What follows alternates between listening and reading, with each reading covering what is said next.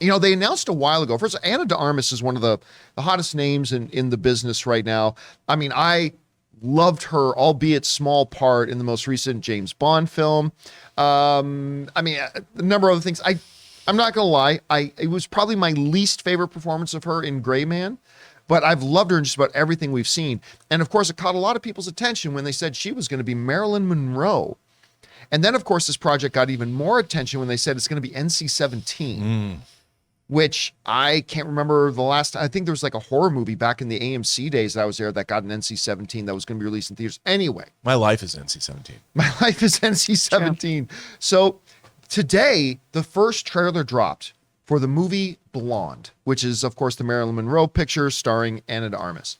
And I got to tell you what, other than the fact that once or twice in the trailer, Anna's accent does come through a couple of times, which is a little off-putting at first. The trailer is brilliant.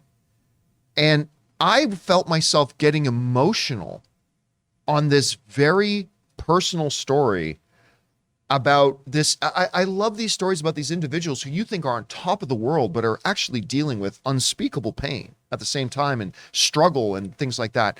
And I thought just in the span of 2 minutes, this trailer really captured that well. Again, the accent thing slipped once or twice, but other than that, by the time this trailer was over, I'm like, where can I watch this right now?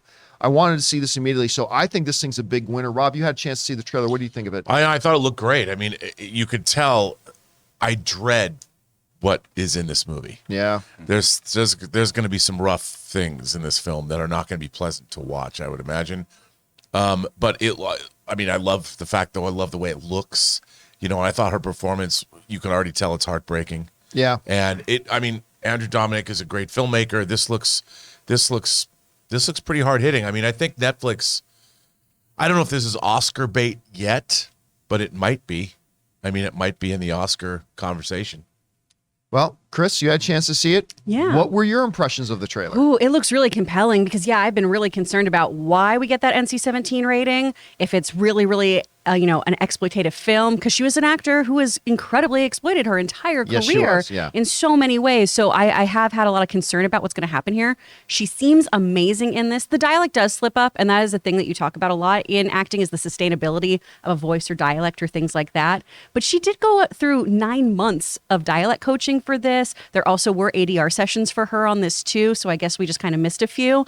But she's gone on record to talk about how difficult this was for her and how it just left her brain, and these are her own words, totally fried. So it's really hard to master somebody else's voice and to have the longevity to do this for a several-month shoot. Let me ask you a question. Mm-hmm. And look, I think it's well established. Everybody in this room is a huge Ana de Armas fan. Absolutely. We all are. But if you cast a performer that they have to take 9 months of dialect coaching just to play the role, could one not argue that maybe that wasn't the right person to cast? You absolutely can. I mean, a lot of actors too, you got to remember, sometimes it's not provided for you to have these coaches on set. A lot of people hire their own coaches for movement, dialects, that sort of thing. And I always think actors who are really taking themselves seriously should do that if they are taking on something that's outside of their typical traditional voice. But all of the mannerisms are there, though. All of her physicality is so very Marilyn. So maybe that's what won her over the role initially, because I remember when this first happened, I went, that's a really interesting casting choice. That's not who I would have gravitated towards. But when you see how she moves, she does have so many of Marilyn's physicalities that I think that's probably what won the role ultimately. Right. Now, I see some people in the live chat with some really, really bad takes on this. Like, some people, like I've read somebody in the live chat saying, well, wait a minute, like, somebody has to take like 9 months of combat training. No, you're talking about the basic acting function of speaking dialogue. So like, if you've got a great actor, like, you always get the best actor first. That's my thing, is always start with, get the best actor you can for the role. That's a great fit for the role. But I'm just wondering, and again, I say this as a big Ana de Armas fan, if she struggled so much with the dialect that just the basic acting function of speaking your lines took her 9 months, and then even still in the trailer, we realize it wasn't able to nail it. I'm wondering out loud if maybe that wasn't the right role for her. Maybe another actress might have been better for it. But listen, I may end up watching this movie and saying, damn, she deserves the Academy Award for this. I mean, just the pictures, Ray, that Jonathan's been putting up here, they're striking, especially, Jonathan, can you go back to that last one you had up? Yeah. I mean, that's pretty incredible. Yeah. You know what it reminds me of? It reminds me of the Bohemian Rhapsody. Yeah. When you'd see shots of the actual stuff that happened and then shots that they had, the ones they recreated in the movie side by side. That's what that reminds me of. I think they had a hard time finding somebody that looked like her. That could be convincing. We've seen so many people freak out about that aspect too when we have people playing real life individuals of they don't look enough like them. I can't suspend my disbelief enough because they don't look like the person. Right. So it is one of those things where I think you got to weigh out the options too. What's going to make your audience believe this the most? Hopefully you get a marriage of two things coming together, right? The voice, the physicality, the actual look is all there. But people are always going to find something wrong with an actual portrayal of a real life person. I feel stupid that I'm forgetting. I can't remember if it was Kate Mulligan or if it was Michelle Williams who played Marilyn Monroe. Michelle Williams. It was Michelle Williams recently.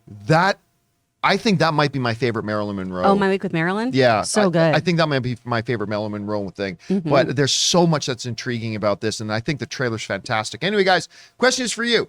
Did you have a chance to see the trailer for Blonde? I mean, a couple of the accent things here and there notwithstanding, I think the trailer looks incredible. I cannot wait to watch this movie. How do you guys feel about it? Whatever your thoughts are, jump down to the comment section below and leave those thoughts there. Hey guys, we want to take a second and thank the sponsor of this video, BetterHelp. In the age of social media, you might think that everybody's life except yours is perfect because everybody always posts the best memories, the most glamorous shots. But you and I both know that's not how life is. We get pitched some serious curveballs, and sometimes it seems like a lot of them. And we always encourage each other to get out there and to get into better physical health, going to the gym and eating right. But it's about time we started paying more attention to our mental health as well. And that's where our friends at BetterHelp come in. Because see, BetterHelp is not a crisis line. It's not self-help. It is professional therapy done securely online, available to people worldwide. You can log onto your account anytime and send private messages to your therapist, or you can schedule weekly or phone-only sessions if you're one of those people that's not really comfortable being on camera.